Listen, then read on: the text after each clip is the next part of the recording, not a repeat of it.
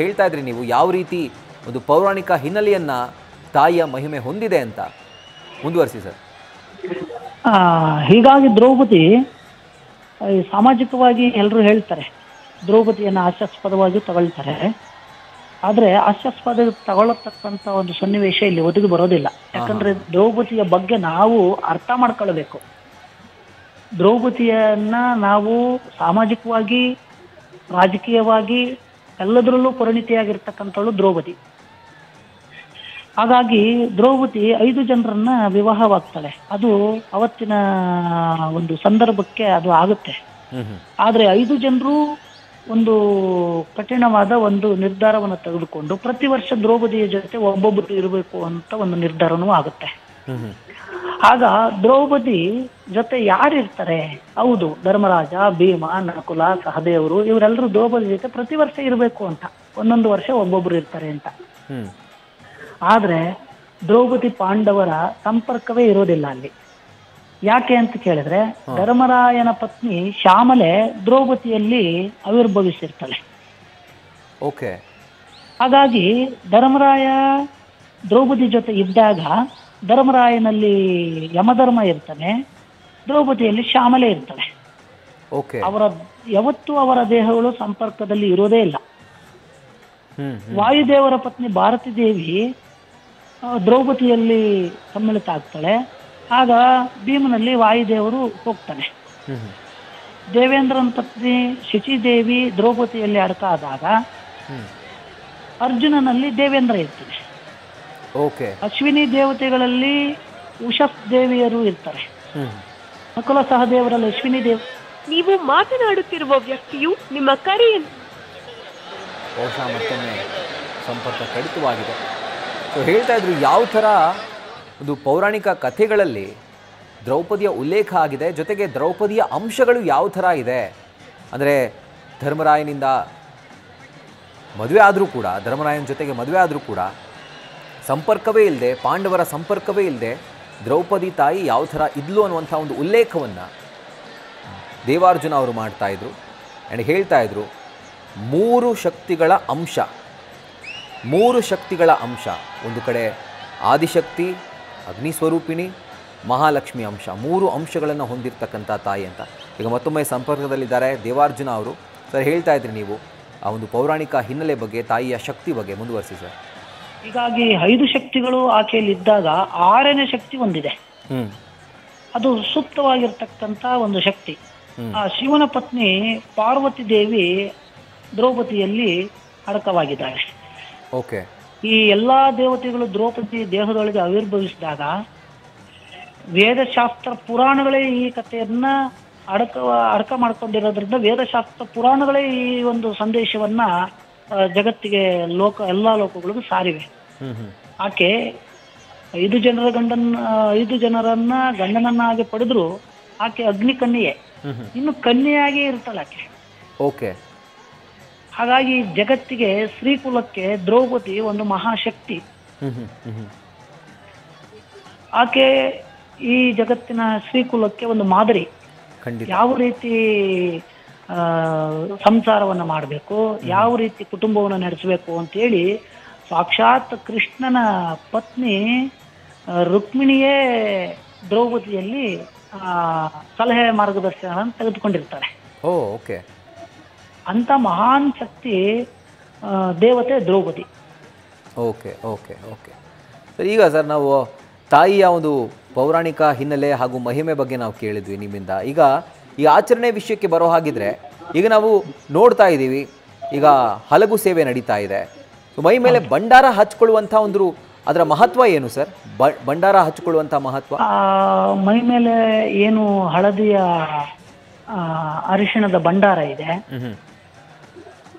ಆ ಭಂಡಾರ ಬಹಳ ವಿಧಿಪೂರ್ವಕವಾಗಿ, ಬಹಳ ಶ್ರದ್ಧಾಭಕ್ತಿಯಿಂದ, ಬಹಳ ಪಾವಿತ್ರತೆಯಿಂದ ಸಂಗ್ರಹ ಮಾಡಿ ಆ ಭಂಡಾರವನ್ನು ತಯಾರು ಮಾಡಿರ್ತಾರೆ.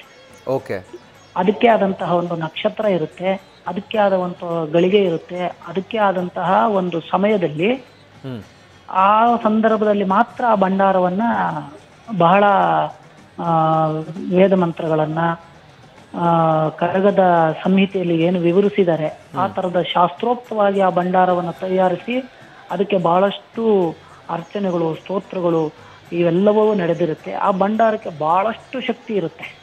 ಓಕೆ, ನೀವು ನೋಡ್ಬಿ ಇರ್ಬೋದು, ಆ ಭಂಡಾರ ಹಚ್ಕೊಂಡಿದ್ದವರ ಎದೆ ಮೇಲೆ ಆ ಖಡ್ಗ ಪ್ರಹಾರ ಆದಾಗಲೂ ಕೂಡ ಯಾವುದೇ ರೀತಿಯ ಒಂದೇ ಒಂದು ಸ್ವಲ್ಪ ಗಾಯ ಕೂಡ ಆಗಿರೋದಿಲ್ಲ. ಓಕೆ, ಅದು ಪ್ರತಿಯೊಬ್ಬರಿಗೂ ಅದೊಂದು ಆಶ್ಚರ್ಯ. ಇಷ್ಟು ಜೋರಾಗಿ ಓಡ್ಕೋತಾ ಇದ್ರು ಕೂಡ, ಅಂದರೆ ಅದು ತಿವ್ಕೋತಾ ಇದ್ರು ಯಾವುದೇ ಥರದ ಒಂದು ಚಿಕ್ಕ ಗಾಯನೂ ಆಗಲ್ವಲ್ಲ ಅಂತ. ಹೌದು, ಅದು ದ್ರೌಪದಿಯಲ್ಲಿರ್ತಕ್ಕಂತಹ, ಪಾಂಡವರಲ್ಲಿರ್ತಕ್ಕಂತಹ ಶಕ್ತಿ ಮತ್ತು ಮಹಿಮೆ. ಓಕೆ, ಭಕ್ತಿಯ ಮುಂದೆ ಯಾವ ಪ್ರಹಾರವೂ ನಡೆಯೋದಿಲ್ಲ ಅನ್ನೋದಕ್ಕೆ ಇದೊಂದು ಸಾಕ್ಷಿ. ನೀವು ಇಷ್ಟೇ ಅಲ್ಲ, ಈ ಇಡೀ ಭಾರತದಲ್ಲಿ 1250 ದ್ರೌಪದಿ ಧರ್ಮರಾಯ ಸ್ವಾಮಿ ದೇವಾಲಯಗಳಿದೆ. ಓಕೆ, ಅಲ್ಲಿ ಎಲ್ರೂ ದ್ರೌಪದಿಯ ಆರಾಧನೆಯನ್ನ ಮಾಡ್ತಾರೆ. ಪ್ರತಿಯೊಬ್ರು ಅಲ್ಲಿ ವೀರಕುಮಾರರು ಅಂದ್ರೆ ದ್ರೌಪದಿಯ ಮಾನಸ ಪುತ್ರರು. ಅವರು ತುಮರಾಸುರನನ್ನ ಸಂಹಾರ ಮಾಡಲಿಕ್ಕೆ ದ್ರೌಪದಿಯ ಮಕ್ಕಳಾಗಿ ಜನ್ಮ ತಾಳದವರು. ಹಾಗಾಗಿ ಆಕೆಯ ಪುತ್ರರು ಇವರೇ ಆಗಿರೋದ್ರಿಂದ ಅವರು ಆ ತಾಯಿಗೆ ಅಲಗು ಸೇವೆ ಅಂತ ಮಾಡ್ತಾರೆ. ಆ ಅಲಗು ಸೇವೆ ಆ ತಾಯಿಯನ್ನ ನೀನು ನಮ್ಮೊಂದಿಗೆ ಇರಬೇಕು ಅನ್ನೋ ಒಂದು ಸಂಕೇತ. ಮತ್ತು ನಾವು ನಿನ್ನೊಂದಿಗೆ ಇದ್ದೀವಿ, ನಾವು ಯಾವುದೇ ತ್ಯಾಗಕ್ಕೂ ನಿನ್ನನ್ನು ಬಿಟ್ಟು ಕೊಡಲಾರದೆ, ನಾವು ಯಾವುದೇ ತ್ಯಾಗಕ್ಕೂ ನಾವು ಪ್ರಾಣಕ್ಕೂ ಬಿಡ್ಲಿಕ್ಕೂ ನಾವು ಸಿದ್ಧರಿದ್ದೀವಿ ಅನ್ನೋದು ಅಲಗು ಸೇವೆ. ಓಕೆ, ಹೀಗಾಗಿ ದ್ರೌಪದಿಯ ಬಹಳಷ್ಟು ದೇವಾಲಯಗಳು ನಾನು ಹೇಳ್ತಾ ಇದ್ದೆ ಭಾರತದಲ್ಲಿದೆ ಅಂತೇಳಿ. 1250 ದೇವಸ್ಥಾನಗಳು ಕೂಡ ಇದೆ. ಇನ್ನೂ ಒಂದಷ್ಟು ರಿಸರ್ಚ್ ನಮ್ಮ ಗೆಳೆಯರೊಬ್ಬರು ರಿಸರ್ಚ್ ಮಾಡ್ತಿದ್ದಾರೆ.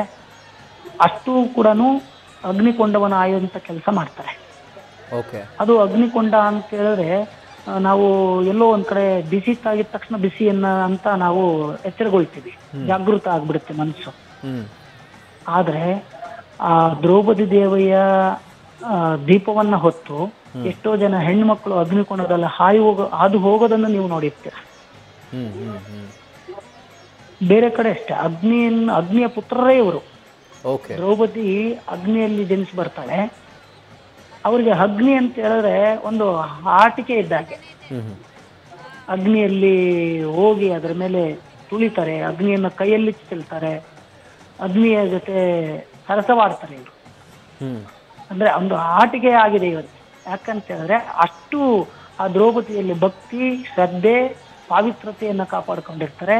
ಹಾಗಾಗಿ ಅಗ್ನಿಕೊಂಡವನ ಹಾಯೋದು, ಅಗ್ನಿಯಲ್ಲಿ ನಡೆಯುವಂಥದ್ದು ಇವೆಲ್ಲವೂ ಈ ಒಂದು ವನ್ಯಕುಲ ಕ್ಷತ್ರಿಯ ಸಮುದಾಯ ಇದಕ್ಕೆ ಬಹಳ ಅನುವಂಶಿಕವಾಗಿ ಹೊಂದ್ಕೊಂಡಿದೆ.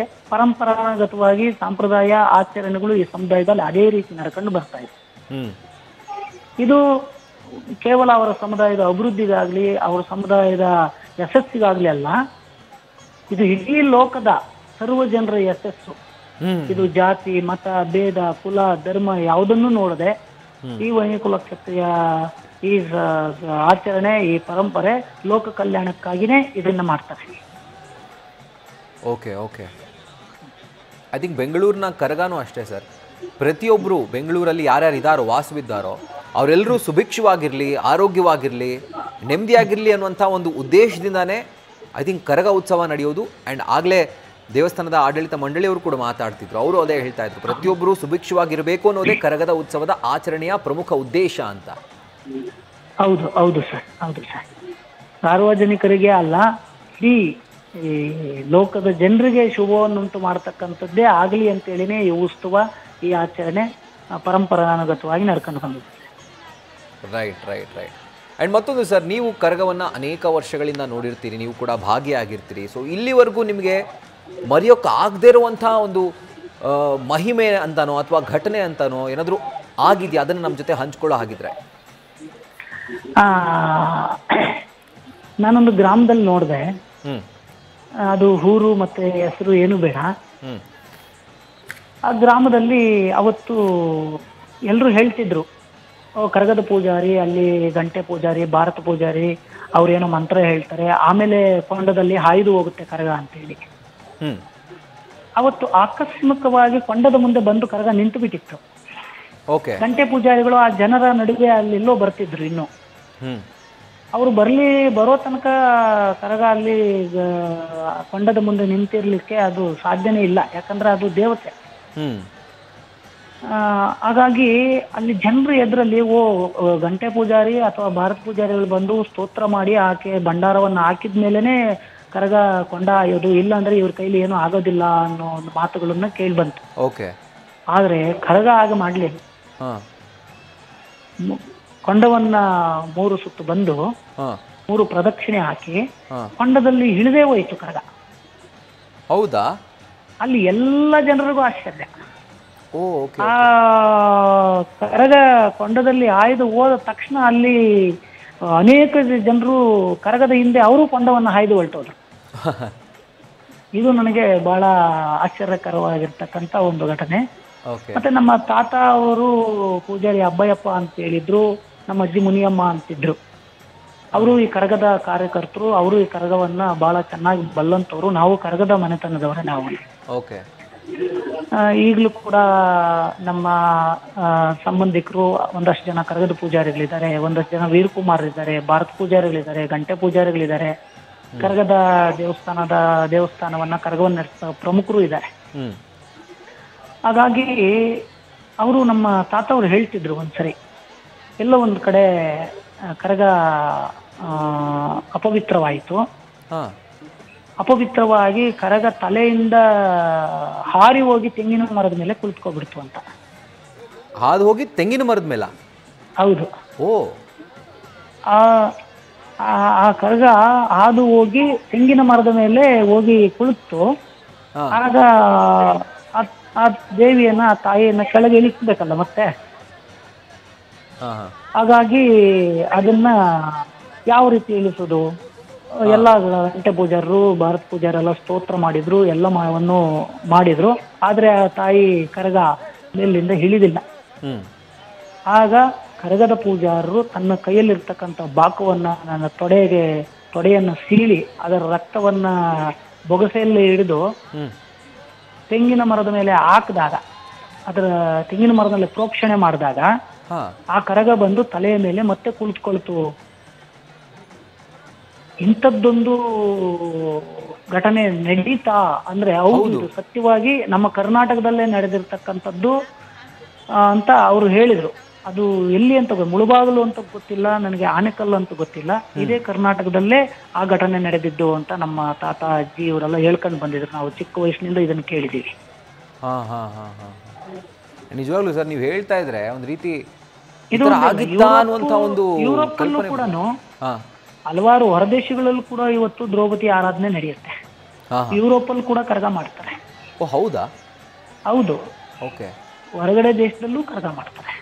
ಅಲ್ಲಿ ಕೂಡ ವೈನಿಕಲೋ ಕ್ಷತ್ರಿಯರು ಇದ್ದಾರೆ. ಹಾಗಾಗಿ ಇನ್ನೊಂದು ಘಟನೆ ಹೇಳಬೇಕು ಅಂದ್ರೆ, ದ್ರೌಪದಿ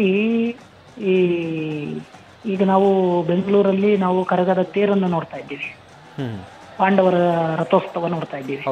ಅಂತ ರಥೋತ್ಸವನ್ನ ಚಕ್ರಗಳ ರಥಕ್ಕೆ ಚಕ್ರ ಇಲ್ಲ ಅಲ್ಲಿ. ಅಂತ ರಥೋತ್ಸವನ್ನ 200 ಜನ ಹೊತ್ತುಕೊಂಡು ಮೆರವಣಿಗೆಯನ್ನ ಬರ್ತಾರೆ. ಎಲ್ಲಿ ಸರ್ ಇದು? ಇದು ಬಂದು ಅದು ಮಲೇಷ್ಯಾದಲ್ಲಿ ಮತ್ತೆ ಇನ್ನೊಂದು ಕಡೆ ನಡೆಯುತ್ತೆ ಈಗ. ಓಕೆ, ಅಂದ್ರೆ ಬೇರೆ ದೇಶದಲ್ಲಿ? ಹೌದು, ಇಲ್ಲ, ಮಲೇಷ್ಯಾದ ಅಥವಾ ತಮಿಳುನಾಡಲ್ಲೂ ಇನ್ನೊಂದು ಇದೆ. ಅದೊಂದು ಬಹಳ ಆಶ್ಚರ್ಯಕರವಾದ ಅಷ್ಟು ದೊಡ್ಡ ರಥವನ್ನ ಒಬ್ಬರ ನಂತರ ಒಬ್ಬರು ಈಗ ಎಲ್ಲಿ ವೀರಕುಮಾರ್ ಇದ್ದಾರೆ ಅದೇ ತರಹ ಒಬ್ಬರ ನಂತರ ಒಬ್ರು ಆ ರಥೋತ್ಸವವನ್ನ ದ್ರೌಪದಿ ತಾಯಿಯನ್ನ ಮೆರವಣಿಗೆ ರಥವನ್ನೇ ಹೊತ್ತುಕೊಂಡು ಮೆರವಣಿಗೆ ಬರುವಂಥದ್ದು. ನಿಮಗಿನ್ನು ವಾಣಂಬಾಡಿ ಅಂತಿದೆ ತಮಿಳುನಾಡಲ್ಲಿ. ಆ ವಾಣಂಬಾಡಿ ಹತ್ರ ಒಂದು ಬೆಟ್ಟದ ತಪ್ಪಲಲ್ಲಿ ಒಂದು ದ್ರೌಪದಿ ದೇವಸ್ಥಾನ ಇದೆ. ಆ ದೇವಸ್ಥಾನ ಅಯೋಧ್ಯೆಯ ಮಣ್ಣನ್ನು ತಂದು ಆ ದೇವಸ್ಥಾನವನ್ನ ಕಟ್ಟಿದ್ದಾರೆ. ಹಂಗಾಗಿ ಆ ದೇವಸ್ಥಾನದಲ್ಲಿ ಒಂದು ಬಹಳ ನೀವು ಆಶ್ಚರ್ಯ ಪಡ್ತೀರಿ ಅಂತ ಒಂದು ಘಟನೆ ನಡೆಯುತ್ತೆ.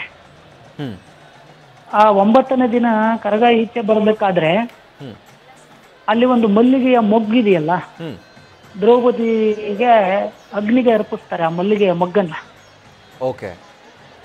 ಆ ಮಲ್ಲಿಗೆ ಮಗ್ಗನ್ನ ದ್ರೌಪದಿಗೆ ಅರ್ಪಿಸ್ಬೇಕಾದ್ರೆ ಅದಕ್ಕೆ ಅಗ್ನಿಕೊಂಡಕ್ಕೆ ಅರ್ಪಿಸ್ತಾರೆ. ಹಾಂ ಆ ಅಗ್ನಿಕೊಂಡಕ್ಕೆ ಅರ್ಪಿಸಿದ್ರೆ ಆ ಮಲ್ಲಿಗೆ ಮೊಗ್ಗು ಆ ಬೆಂಕಿಯಲ್ಲಿ ಅರಳುತ್ತೆ.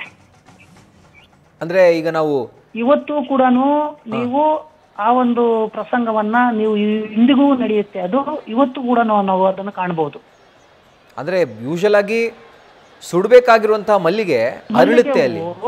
ಹೌದು, ದ್ರೌಪದಿಯ ಮಹಿಮೆ ಅಂತದ್ದು. ಹಾಂ ಹಾಂ ಹಾಂ ಬೆಂಕಿಯಲ್ಲಿ ಮಲ್ಲಿಗೆ ಹರಳುತ್ತೆ. ಹ್ಮ್ ಹ್ಮ್ ಹ್ಮ್ ಇಂಥ ಘಟನೆಗಳು ಇವತ್ತಿಗೂ ಕೂಡ ನಡೆಯುತ್ತೆ. ದ್ರೌಪದಿ ತಾಯಿಯ ಮಹಿಮೆ ಶಕ್ತಿ ಅಷ್ಟೆಲ್ಲ ಭಕ್ತರನ್ನ ಇವತ್ತು ಉತ್ತೇಜನ ಮಾಡುತ್ತೆ.